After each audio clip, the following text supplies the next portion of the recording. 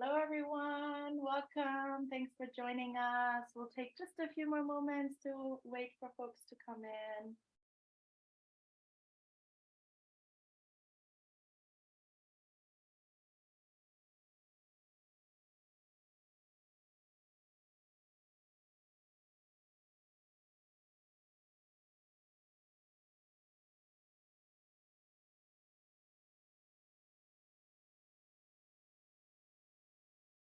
Welcome to all that have just joined. We'll wait just a few more moments before we get started. Thanks for being here.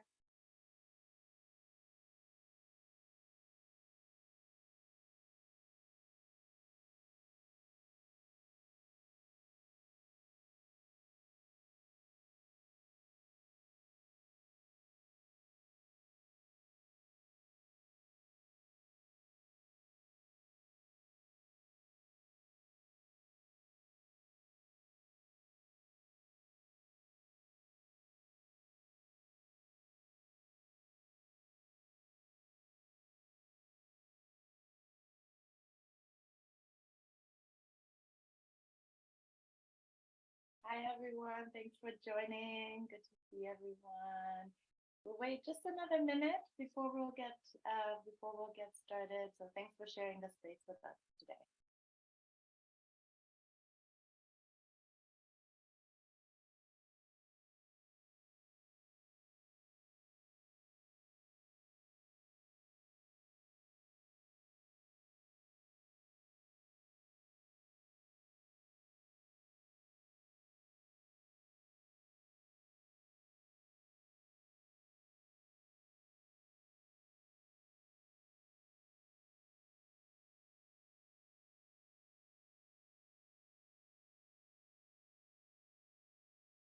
Yes, and please feel free to introduce yourself in the chat and say hello. I know we're coming all from near and far meeting in this online space, so it would be fantastic to know who you're representing. If you're part of an organization, where you're joining us from, anything to create community would be great.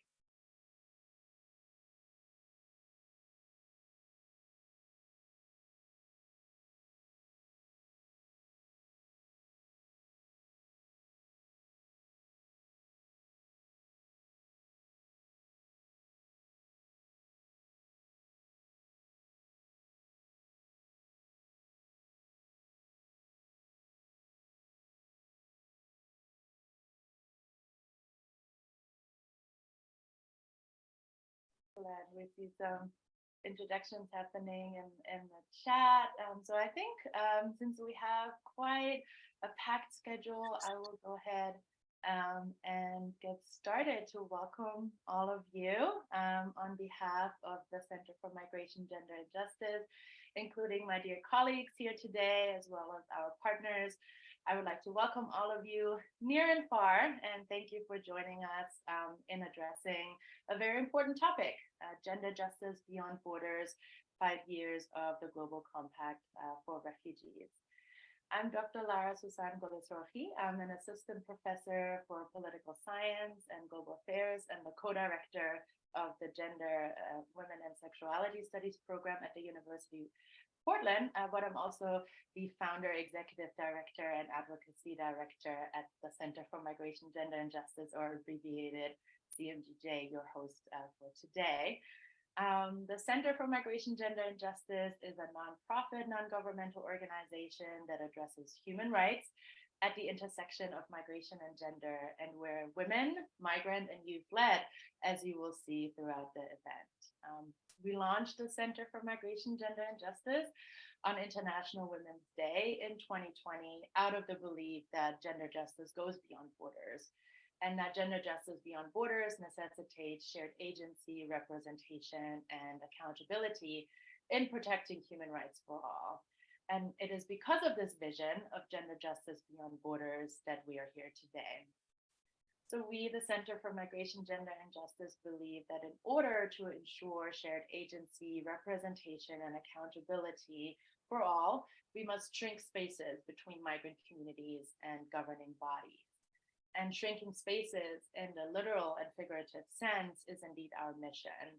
And so this event provides exactly that, a platform to collectively fight for gender justice beyond borders. And we look forward to shrinking spaces for good with you today and in future collaborations. We're really humbled by the great interest in the event and the support of our partners in making this event happen. So thank you to Newcomer Women's Services Toronto, to the Amal Alliance, to CEPAZ, and to Save a Girl, Save a Generation. Today's event comes at a critical point in time as we near the 5-year mark of the Global Compact for Refugees. Gender justice beyond borders remains yet to be achieved as experiences of women, girl, LGBTQIA+, and gender diverse refugees continue to be sidelined and overlooked in international protection frameworks. And so the objectives of the event are to discuss progress made on the Global Compact for Refugees, as well as to identify remaining gaps and challenges and implementation as it pertains to gender dimensions of the compact. So the event is organized as an interactive workshop, namely in working groups on labor, education, gender-based violence, and health. And the outputs of the event include a guidance note for stakeholders in the lead up to the Global Refugee Forum to be held in December of this year in Geneva. So as part of the working groups, which are co-facilitated by team members of the Center for Migration, Gender, and Justice, including migrant youth leaders and our partners with respective expertise, we will together identify gaps and make recommendations towards gender responsiveness in the compact. And this includes sharing findings from our analysis of the compact using our Gender Migration Index, which is a policy guidance tool for gender responsiveness and migrant inclusion in international review process, and by sharing lived experiences in relation to the working group themes by our partners. And you will hear more from the working group co-facilitators after our keynote address, to which we will now turn. So it is my deepest honor to introduce my dear colleague and most importantly, my friend, Noura Bittar Søborg, who will deliver the keynote address to set the stage for this event. Noura is a TEDx speaker, advocate, project, and event manager. She holds dual degrees in political science, diplomacy, and international studies, as well as social entrepreneurship and management. Noura was part of a project that led to having a consent law in Denmark in 2020 through her work at Amnesty International and in collaboration with the Danish Parliament. Noura has worked as a project coordinator and event manager in several organizations such as Raw Politics, Amnesty International, 1 Billion Rising Denmark, ENISA, and the Danish Refugee Council, where she served as a spokesperson. Noura, thank you for joining us today and for your continued partnership in our collective fight for gender justice beyond borders. We are ready and motivated to put forward a roadmap to truly gender responsive international protection frameworks in which no one is left behind. So please join me in welcoming Noura Bittar Søborg for the keynote address. Hello, everyone. I would like to start by thanking Dr. Lara, my friend and my colleague, for wonderful work that we have done together for the past few years, and also the Center for Gender Justice and Migration for this invite. It's such an honor and just such a pleasure to always be here with you. To start, I'm a Syrian refugee in Denmark, and I know it's very nice to see some familiar faces, but let's start by, if I may ask you all to turn off your cameras.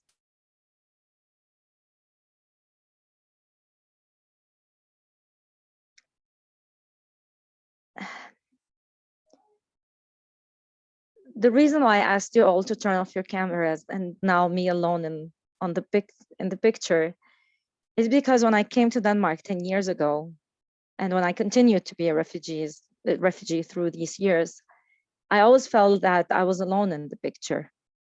No one was there, no happy faces to welcome me. I was alone trying to figure out my life in this new country, while my country was still facing war, people bombing, bombs falling on people, and my family and friends were still there. I felt exactly like this picture.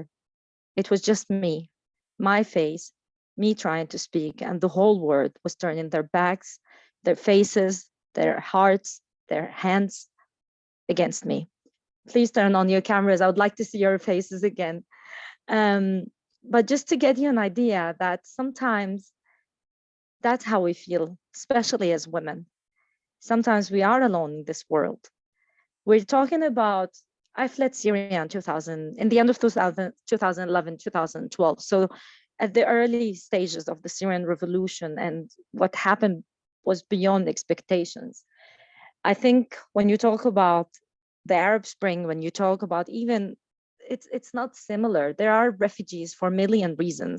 There are refugees like the beautiful Ukrainian refugees who are refugees because Russia's bombing them. There are refugees because of torture. There are refugees because of environmental reasons, and there are refugees for. And I'm sorry, I have a 5 years old who just like to interrupt. Imisa, بس شوي لو سمحتي. Okay. I mean, this is typical Zoom. I really, really tried. Yeah. But there are refugees for many reasons, and I think I'm a refugee because of all of these reasons. We started 2011. We were young people who had a dream that we can change the world, and we can bring democracy to a small country led by dictators called Syria. That dream was slowly fading, and many and million of people lost their lives. Million of people lost their homes, and million of people found themselves in nowhere. Maybe I should turn off my camera so you don't get distracted by Emisa, please. لو سمحتي. Yeah. He's gonna turn the camera on. Okay, but I'm really, really sorry. I really tried. Can I hear? That wasn't. Can I hear? Okay. Yeah. But to go back to serious. Yes. So we were people who had a dream. That dream ended up in yeah, the youngest activist. Thank you so much. She is a result.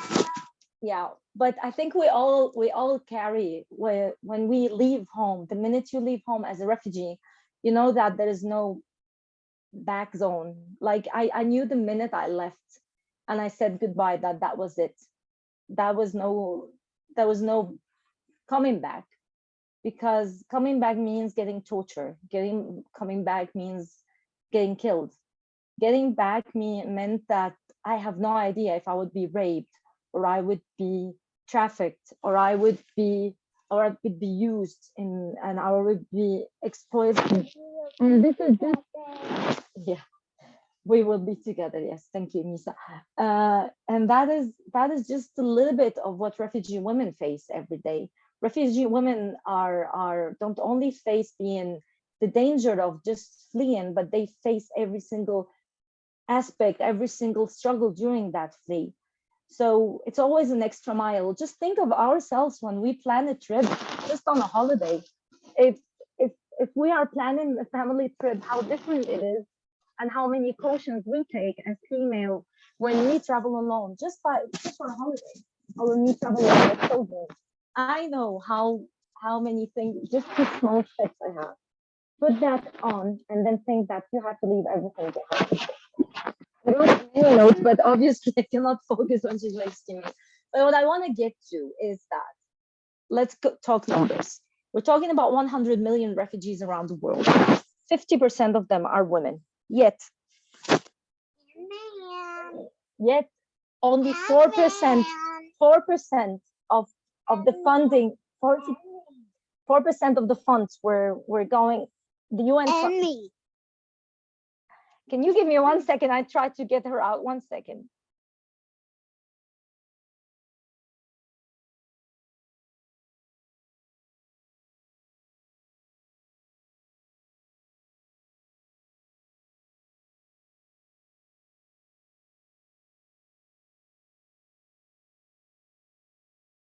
sorry, I'm back. Okay, yeah, only 4% goes to projects led by women or ministries that led by women and help to get women. Sorry. If we're talking about, we know that 1 out of 3 women in the world might be subjected to violence, but yet when we're talking about refugee, when we're talking about 1 in 5 women that might be experiencing sexual violence, and that goes all the way from the step they leave to their journey, even after they arrive to the asylum camps, to even and furthermore.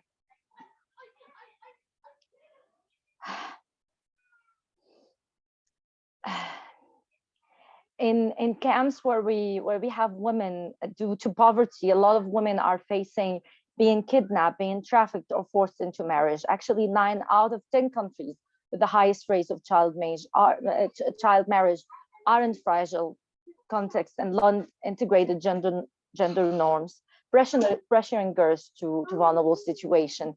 Mommy, can I say something?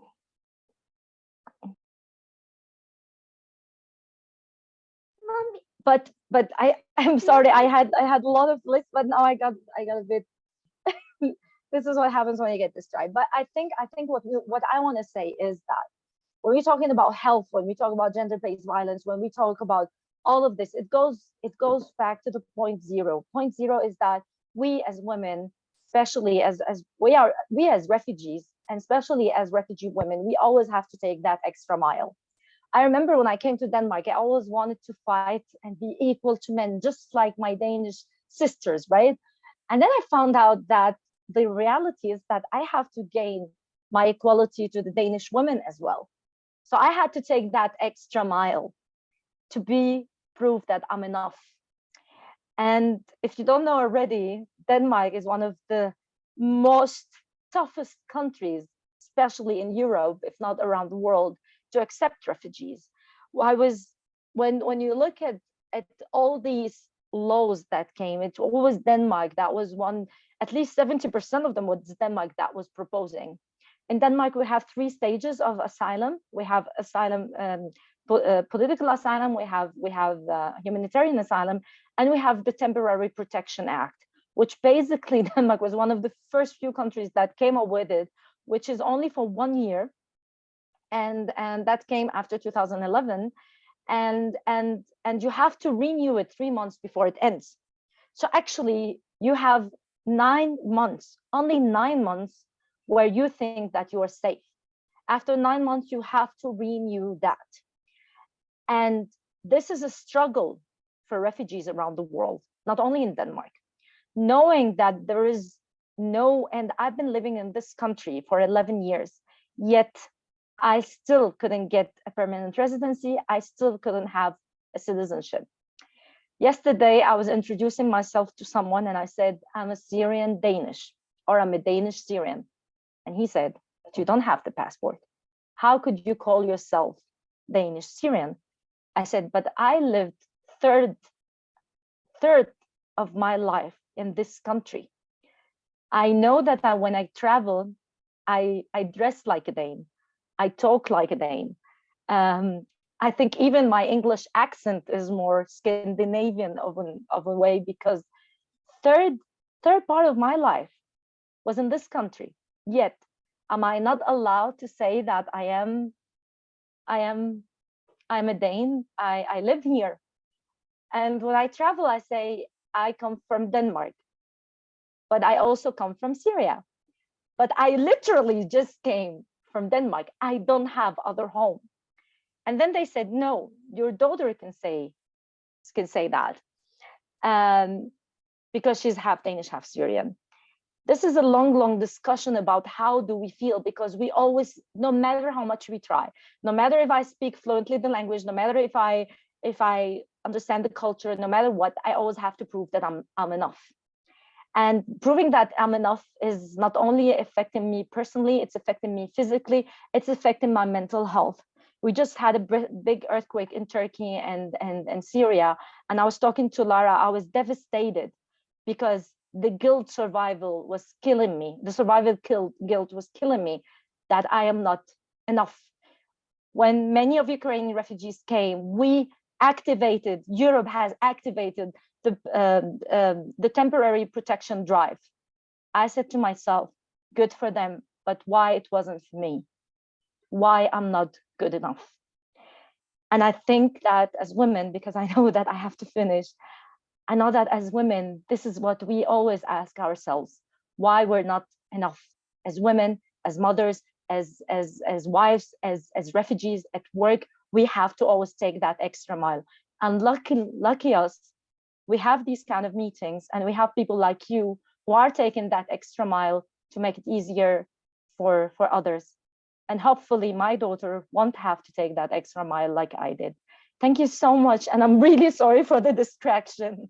Thank you so much for this. I have to run. I really wanted to stay, but yeah, it is how it is sometimes with children. Thank you so much for having me. Thank you so much. Thank you very much, Noura, for sharing this with us. All of it. Because this is life, right? This is what I saw in the chat. So we really appreciate you being here. This really, your inspiration, your words will carry us throughout the event, including the working groups, which are coming up next. So allow me to briefly walk you through this next part of the session, where we will start joining working groups on different topics such as labor, education, gender-based violence, as well as health. And so with that being said, I kindly ask the co-facilitators from the Center for Migration, Gender and Justice, as well as our partners, to briefly introduce themselves and outline what is expected in the respective working groups. So we'll do a brief introduction right now for about 15 to 20 minutes, where you get to meet all of the co-facilitators for the working groups. Then we will have 30 minutes in the working groups where you will together identify gaps and make recommendations. And then we will share out again towards the end of the event. And then we will have concluding remarks by Amal, Ismail, and Hussein. So I will pass it over to my colleagues at the Center for Migration, Gender and Justice for their introductions, as well as to our partners. Thank you. Hello, everyone. So my name is Sara Nath. I'm the Advocacy and Engagement Officer at the Center for Migration, Gender and Justice. I will be joined by my colleague, Grace Sportson from the Center for Migration, Gender and Justice in co-facilitating the labor working group with Sara, Asalya with Newcomer Women's Services Toronto. I'll pass the mic on to Sara in a moment, but I just wanted to say that our labor working group session, or part of our session, will be devoted to sharing findings of an analysis we conducted of the Global Compact for Refugees using the Gender Migration Index policy tool that Dr. Volosorki mentioned earlier. And our findings were essentially that gender responsiveness in the context of labor in the Global Compact were moderate, and we'll be explaining more in depth in our session why and how this was the case. We really look forward to brainstorming concrete ways that we can address these gaps with all of you. And with that, I'll pass the mic on to Sara, who is our labor working group co-facilitator. Thank you, Sara, and thanks, Laura, for this invitation. I'm really excited. My name is Sara Asalya, and I am the Executive Director of Newcomer Women's Services Toronto. I'm joining you here today from Toronto, Canada. And just before I move into introducing our organization, I really want to applaud Noura for such an inspiring speech. And it was really nice to hear a little bit about her story and advocacy in the space of refugees. And I personally, I tell her, from one war survivor to another, keep doing what you're doing and keep supporting other fellow immigrant and refugee women, because we need this work so much. I am here today representing the Newcomer Women's Services Toronto. We are a non-for-profit multi-service organization that has been founded by a group of Latin American refugee women back in 1983. For over 40 years, we have been in the community supporting immigrant and refugee women, regardless use of their status as well as their family in key areas, including settlement, employment, accessing the labor market, skills development training. We also provide a lot of education, awareness, and prevention programming and services on areas related to mental health, youth programming, and gender-based violence. I know that some of my colleagues are joining us today. Yukime, thank you so much for making the time to support us in this space. As Sitara mentioned, Newcomer Women's Services would be co-facilitating the working group on labor, and what we will be discussing basically refugee labor market inclusion as well as outcomes for refugee women in particular. A little bit I'll be sharing about the experience of what we know from our work with many refugee women from Toronto and Canada, as well as some of the gaps in some of the policies and a pathway moving forward with some of the recommendation. So if you're interested in labor market inclusion for refugee women and want to learn more, I invite you to join our group. Thank you. That's all. Thank you, Sarah. Hi, everyone. My name is Maya Behrami. I'm a project coordinator for the Migration, Peace and Security Project at CNGJ. I'll be joined by my colleague, Dr. Lara Zuzangolya-Sorki, you've already heard from. Together, we are co-facilitating the education working group with our wonderful partner from Amal Alliance, Andrea Gordilho. Our analysis of the Global Compact on Refugees using our Gender Migration Index identified gender responsiveness in the context of education as moderate. We found that the Global Compact overlooks the lived experiences and needs of LGBTQIA+ and gender diverse refugees. This remains one of the most significant gaps, as our partner from Amal Alliance, Andrea, will elaborate on. Thank you, Andrea, for being here again, and now over to you. Hi, everyone. So I'd like to introduce, my name is Andrea, and I am one of the founding members of Amal Alliance, and also currently sit on the advisory board. I'm also the co-founder of a company called Violet Sky, which is combating LGBTQ+A issues. Amal is an NGO that is dedicated to empowering displaced and disenfranchised children through education and social development programs. We've got this one program which is called Colors of Kindness, which is an evidence-based social emotional learning program designed for the emergency and humanitarian settings. And Colors of Kindness kind of focuses on 6 key areas of SEL: self-awareness, self-management, creativity, social awareness, relationship building, and responsible decision-making. The goal of the program is to improve students' social emotional learning skills as a pathway to promote learning and well-being for students facing adversity. Our content has been leveraged with other partners across the world and has been downloaded in 175 countries, reaching over 276,000 children.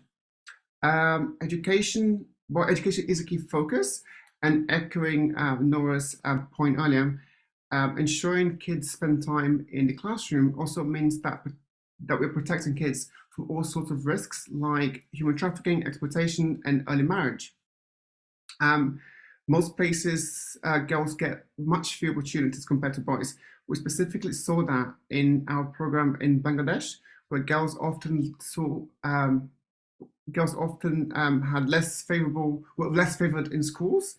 And during our program, we also noticed that boys spent more time using technologies and tablets. So this is a great forum to discuss issues that we face, issues that everyone else has faced in the sector, and to help to help us implement solutions that are long-lasting and impactful for girls in camps, LGBTQIA, and also disabled children. So I invite you guys to come and join our group so we can discuss things in more details and collaborate and share ideas and thoughts and practices that we've all faced. Thank you so much, Andrea. Good morning, everyone, or good afternoon or good evening, wherever you are in the world. My name is Carolina Cortez. I'm a research and advocacy fellow here at the Center for Migration, Gender and Justice. And I will be joined by my fellow co-facilitator, Isha Mandel, who is our Migration, Peace and Security Spotlight Project Lead. And we will be facilitating the gender-based violence working group with our NGO partner at CEPAZ, El Centro de Justicia CEPAZ, Cristina Ciordia. Our analysis of the Global Compact for Refugees using the Gender Migration Index policy tool concluded that gender responsiveness in the context of GBV was extremely limited, and that there remained significant gaps in being responsive, not just in gender, but also in terms of sexual orientation, as well as, oh my God, who else? Just like all the things really in responding to and addressing gender-based violence, using this international framework for refugees. Our partners at CEPAZ will really speak to the experiences in addressing these gaps, and together we hope to have a very lively discussion and co-creating powerful knowledge to have recommendations to address later on. And then I'll let Cristina introduce herself as well. Hi, Carolina. Thank you so much. My name is Cristina Ciordia. I am Advocacy Coordinator at CEPAZ, the Center for Justice and Peace, Centro de Justicia y Paz. When CEPAZ began its work, it's a Venezuelan NGO, and when it began its work in 2013, the Venezuelan migration and displacement crisis was quite simply not a thing. So when it began its work in the defense of human rights, democratic values, all through a gender and community activism lens, just Venezuelan migrants and refugees were not a topic of discussion. As years went by and this crisis really kicked off, the activist networks that we worked with started becoming migrant activist networks and refugee activist networks. And we were able to start applying the human rights methodology that we've been using within the country to understand and defend the rights of Venezuelans abroad. And one of the main lines of work in this regard, both in Venezuela and now in our analysis and work of the rights of Venezuelan migrants, is of course the rights of women, and very specifically gender-based violence as one of the main issues that refugee and migrant women and people in mobility, women in mobility face. We hope to have a conversation that's very experience-based in our group, in the sense that we really privilege lived experiences and testimonies and human stories in our understanding of how gender-based violence affects women in mobility. And in this working group, we hope to share these experiences and to find together ways that we can create actionable recommendations to better address what Carolina very well described as a extremely limited scope of response for gender-based violence in the context of human mobility and specifically of refugees. Thank you. Thank you, Cristina. So it's just me left, or our working group. Hi, everybody. A warm welcome from me as well. I'm Miriam Samira Aga. I'm the Vice Executive Director and the Research Director at the Center for Migration, Gender and Justice, joining you from Germany, together with my co-facilitator, Laila Tasmia, and our NGO co-facilitator, Amal Hussein, who is going to speak to you all soon. As all the other working groups, we also are basing our discussion on the GMI analysis that we did in scope of health and the focus on FGM and the health concerns that come with it within the GCR.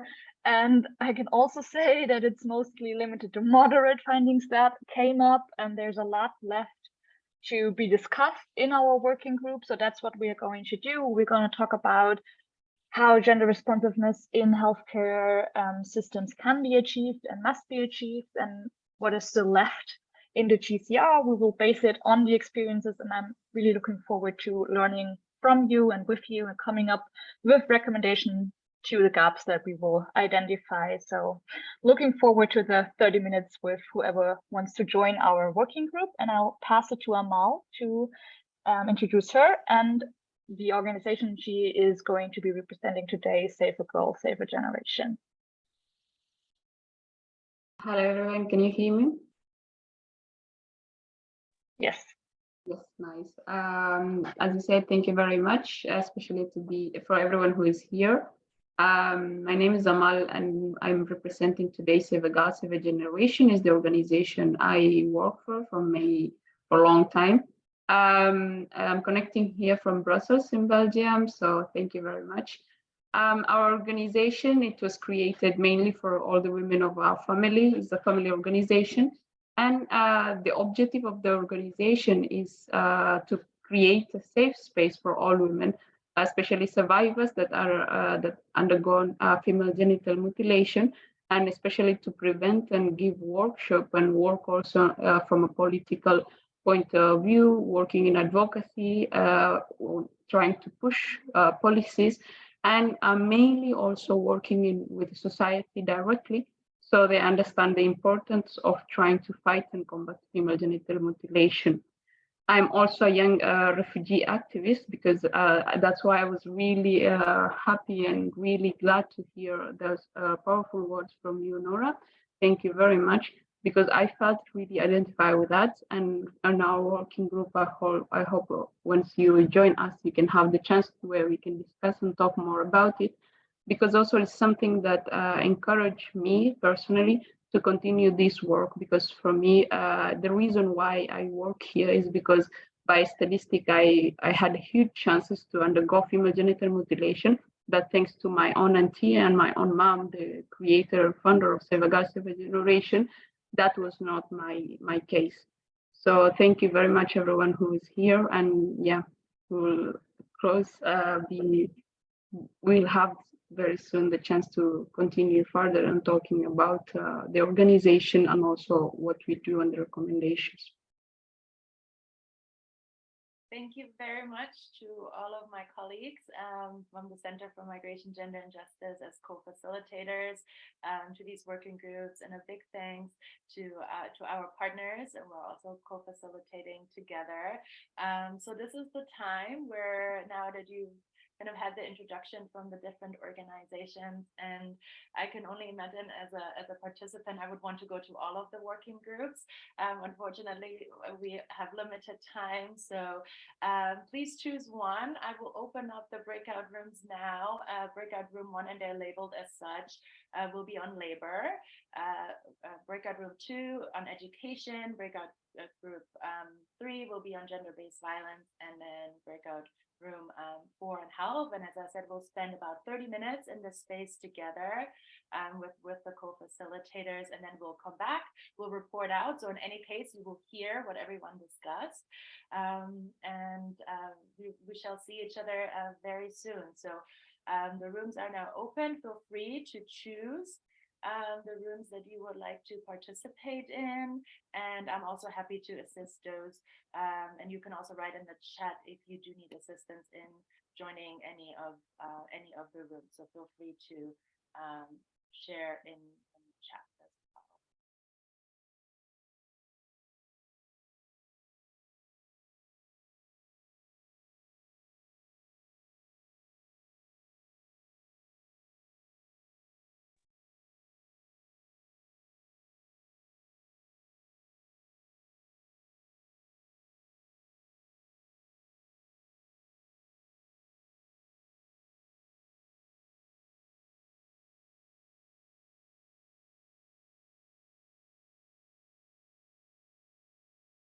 So please go ahead and join the rooms.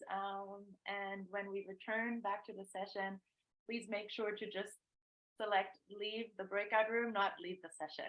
That would be fantastic. Okay, you don't, okay. Let's see. If you could share with me which breakout room you want to be in, I'm happy to move you to that. You should be able to find the breakout sessions in the bottom tab of the screen. Hey, hello. Hello. Hi. Thanks for coordinating this event. I think for some of us on mobile, I don't see a break room option. That's why. Okay.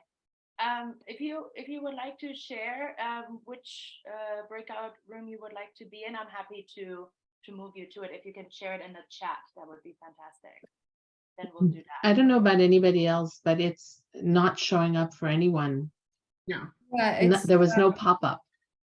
It's not showing, Laura. I can't join the labor either. So Yeah. I don't think it's working. There are folks in the room, so it might just not have popped up. give me just Okay. a second. Maybe let me go ahead and share my screen so I can.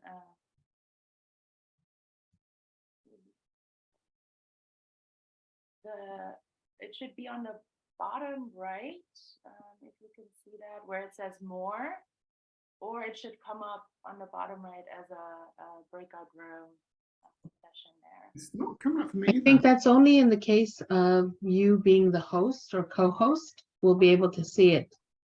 For the participants, we can't see more at the bottom.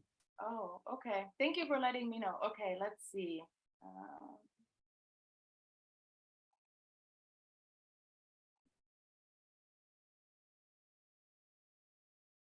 What you will have to do is close the room again and reset it to set up again. Okay. Let's see. I just, okay. Yep. All right, let me do that. Thank you so much. Sorry, technical issues here, but I appreciate the transparency. All right, let's try this again. One more time. We'll close and we'll open again. All right, I hope folks will come back. To the CMGJ folks, there were some issues with the pop-up for the breakout rooms. So I think it only showed for those that were co-hosts. So everyone has to come back and I will then reopen. So just waiting for them to close. More time to think about which group you want to join potentially. Yes, we will reset. And I hope we're not losing folks. We're just losing the entire. All right. I think now everyone should be back. All right, some technical issues here, which were to be expected. And let's try this one more time. Everyone out of the rooms. Excellent. Okay. Here we go again. Thanks for your patience. Appreciate it.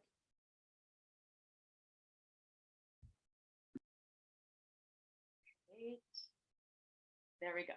All right, room 1 is labor, room 2 is education, room 3 is gender-based violence, and room 4 is health. So opening all rooms, please do let me know. From my end, I see all participants have been invited to join our room. So hopefully this will work. Thank you for your patience. We appreciate it.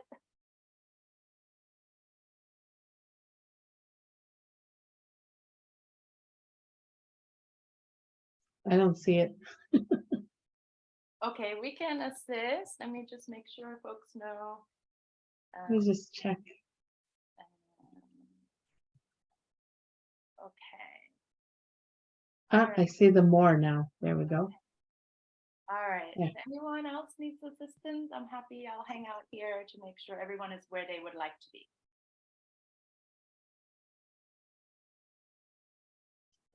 So I do see the 3 dots at the bottom with the more. So now I can click that and join a breakout room. Yes, that would be fantastic. Okay, anyone else still having issues? I can also manually assign you. So if you just tell me which room you want to be in, I'm happy to do that.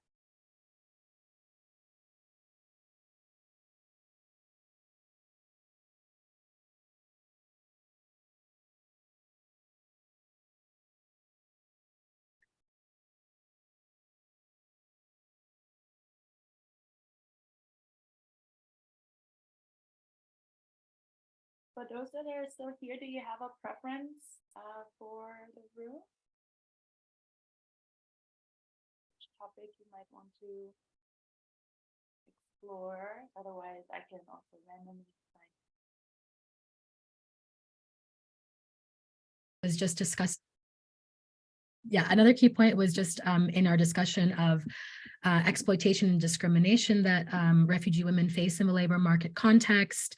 And some of our recommendations were to obviously address this data issue by collecting disaggregated data, and also to deal with the issue of lack of skill transferability for refugee women in different labor market contexts by implementing skill survey mapping, which was an interesting phrase that I want to research more. So these were some of our findings. I'm really thankful to the group and to Sara for a great session. I'll pass it on to the education co-facilitators.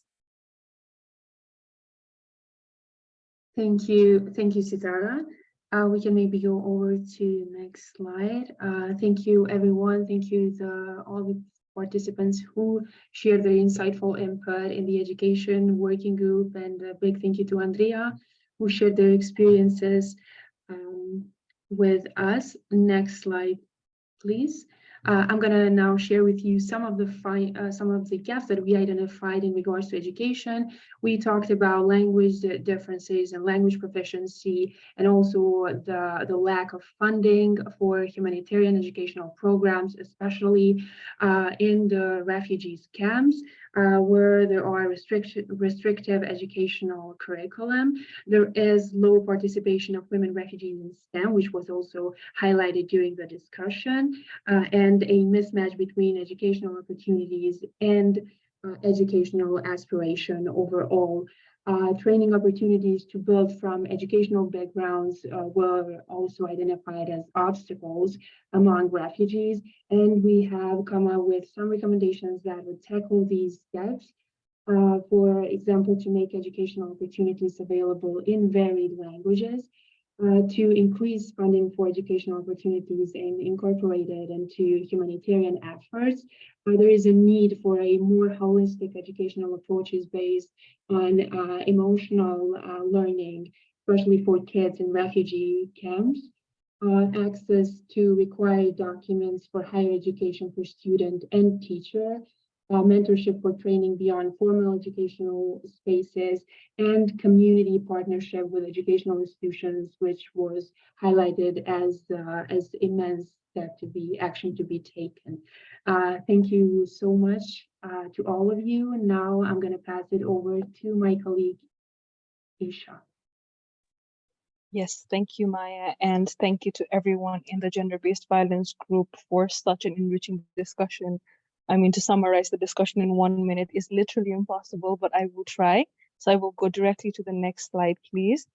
And essentially, most of our conversation was based on the idea of trying to find this balance between, relying on lived experiences, but at the same time, the very importance of data and the need for data segregation as well.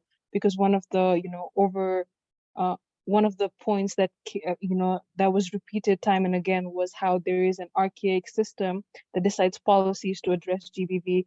GBV, it's something that has been going on for generations. We are all aware of the gaps. We are all trying to address it. And yet somehow this problem just keeps persisting. And why is that? And in trying to look at our recommendations, what we tried to do was come up with something concrete, something resolute in order to make sure that this does not go one generation further. Is it idealistic? Is it optimistic? Or is it the next step forward? I think that is yet to find out. But, I guess we shot for the moon, and some of the key recommendations that we were looking at is to give people the voice, to hear from them directly, and not necessarily from the policies or people in the policymaking space. And in doing that, we very much want to emphasize on the need for standardization of data collection, be it quantitative or qualitative, in a way that it is, survivor-based, victim-based, or whatever the language we want to use it in, making sure that people get the kind of help that they need and not how people think that the help is supposed to be given to them. So in having that, we want to very much address specific vulnerabilities.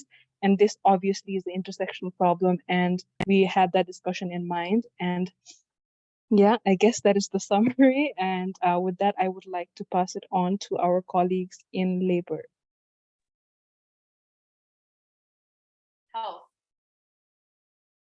Health, yes. Yes. Now, in the health side, thank you so much for the participation in the health section. We were going through like all over the world, like the experiences from Europe to like Asia, like in India. So our discussion was like from the understanding to the implementation level, what is the context of GCM and its implication? But we find out that there are always like lack of training and awareness, not only in the healthcare professional, but also in the understanding of the compact, which is like have still the neoliberal understanding and a binary understanding. We saw that there is a lack of protection, especially in the cases of female genital mutilation in Europe. There are not that much of intersectional level of understanding. And what we find out, for example, there is the mention of employing the refugee, but what about like enhancing their gender responsiveness, and how we can like supposed to work there to employ the refugee women? That was the lacking points. So when we wanted to talk about the recommendations, of course, we were finding solutions of this problem. So we started with how we can build up the resources to enhance the cultural awareness and the competence. But we also thought about how to create like the networks among the communities of the refugee women so that they can be more powerful to talk about it. We were talking about like policies to ensure the psychological support. We were always talking about the meaningful participation of the civil society and the healthcare system professionals. And last, we talked about how we can like generate better preventive like protocols, and how we can make like a collaborative approach for our health status. It's really hard to summarize everything in 1 minute, but I just wanted to touch the main points. Great, thank you to all of our amazing migrant youth leaders for sharing out from the various groups.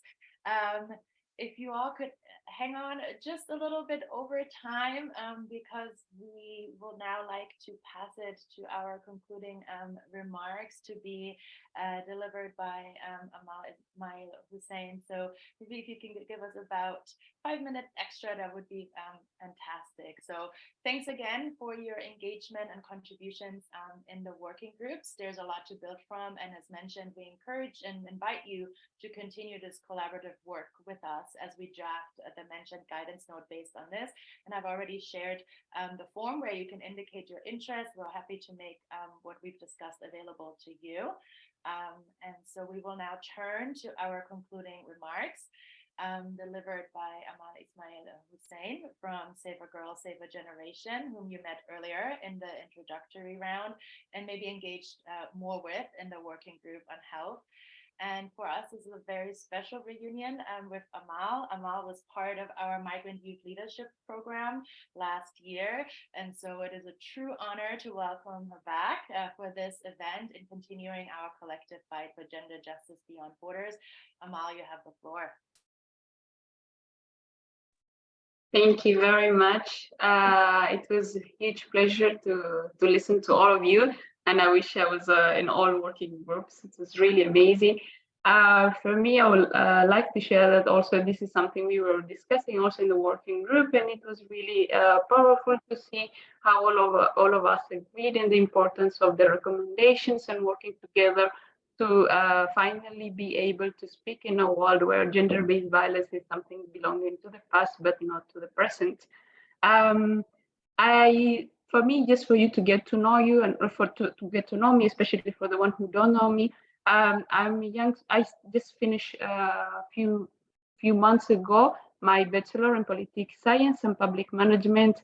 I've been working in advocacy, especially against female genital mutilation for the last years, since it's something that affected my family, and especially we created this organization, Save a Girl, Save a Generation, in order to try to provide a world where all girls can be aware about this practice and not go through it, so we can also save the future generation and avoid for them to go through female genital mutilation. I work especially also in the field of migration, since I'm also a refugee. I had to go through forced displacement from Somalia to Kenya because of my family not being able to live anymore in our small town. since the situation and the war was getting also very, very, very dangerous for us. For me, my superhero is my mom, because she's the one who did that incredible work and that incredible decision to go forward. And something that I'm really related with the beginning of Noura, it's about when you are a refugee, once you make this step of going forward, you always know there's no way to go back, because it's a decision you're making in order to protect yourself. And in this case, for my mom, to protect her children also. You can imagine how extraordinary was this act when I tell you that we were 7 children, and my mom, as a single mother, she decided to move forward with all of us to Kenya in the refugee camp. There is where we, for the first time, we got confronted. And for me, I was super young, so I don't have even memories for that. But my mom did confronted how hard and how complicated it was to live in a refugee camp with all the danger. Since sometimes here, when I'm especially now in Europe, I look to the people who think that the refugee and forced displacement look like so easy, but actually is one of the most dangerous acts that human being can be forced to. From there, we had the chance to amazingly get the opportunity to be accepted as refugees and asylum seekers, and got moved to Spain. And from there, I was shocked, because the people I was living with, I was studying with, I was being raised with, they didn't even know what was the meaning of a refugee. They didn't know what was asylum seeker. They didn't know anything about my beautiful country, Somalia, but also they didn't know anything almost about the whole continent of Africa. And I got to realize how much and how important was to start working on social awareness, on trying to help my colleagues, and especially even in my classes, to understand the huge risk that was it for them not knowing what was it. Let's forget about even trying to fight against female genital mutilation, gender-based violence, or anything like that, but just the idea of being aware of it. And I remember the first time a teacher asked me why I was putting so much effort to trying to deliver this workshop in my school, in high school. I told him that I was from Somalia, and for what he should know, that was mean for me, by a statistic, I was in great danger to go female genital mutilation at any moment during my academic years, and he didn't know what was even female genital mutilation. I was explaining to him that 98% of the Somali girls in our country have gone to female genital mutilation. And it's not something that it looked like super far away and that belonged to another continent, but also is a practice that takes place here in Europe. I was trying to also explain to him the shock that I got from my own even sisters and girls that were survivors, when they had to go for the first time to the hospital, and no one was aware of what was female genital mutilation. So the whole system, the healthcare system, didn't even know about it. So that's why I think it was very, very, very important for me to work in advocacy, because despite having very strict laws, having these laws that forbid female genital mutilation, but UN already recognized that we have more than 200 million girls that are survivors. We still have, the cases are increasing, especially now, and we got the chance to learn, had very, very bad learning experience because of COVID, because female genital mutilation increased instead of decreasing. That means it's not only about having strong laws that forbid female genital mutilation, but letting and giving the space for the community to understand, accept, and combat female genital mutilation inside of it. And for that, we need to give space. And for women who are activists and leading this type of social awareness, and trying to give space and protect other girls and women.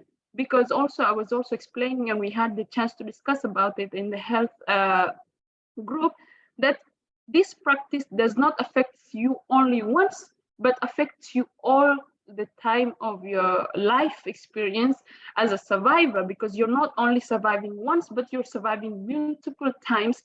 And even thinking like about it, I find it still like a huge miracle for me to still be here and have the chance and the privilege of studying and talking about it and trying to raise more awareness about it, because I look at my mom and I wonder how she could be able to do that. And that's because she had the chance to support herself through her sisters and other women that are still working on it. And that's why when we work in Spain on the groups and we have all of these amazing and incredible women that come to us because they're not aware about the laws in Spain, they're not aware about what they can do, and their partners suddenly talk for the first time about the importance of going through female genital mutilation for their daughters, or they're talking about going to holidays and practicing it and having a safe space only not for that, but also to talk about what is it and what implied to be a survivor in Spain.